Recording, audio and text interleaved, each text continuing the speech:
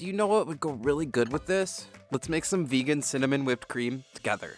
I'll grab the mixer and you open a can of chickpeas. Oh, make sure it's the kind with no sodium.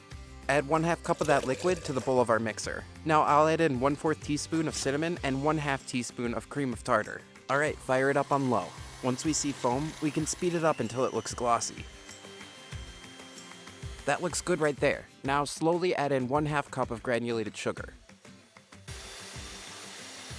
Last but not least, I'll add in a couple tablespoons of maple syrup with 1/2 teaspoon of vanilla extract.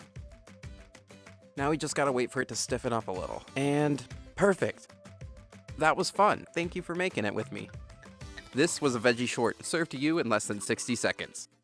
If you're interested in more vegan content, I put out something new every week. Subscribe to the Veggie Nerd to check out what we've got cooking. I'll see you in the next one.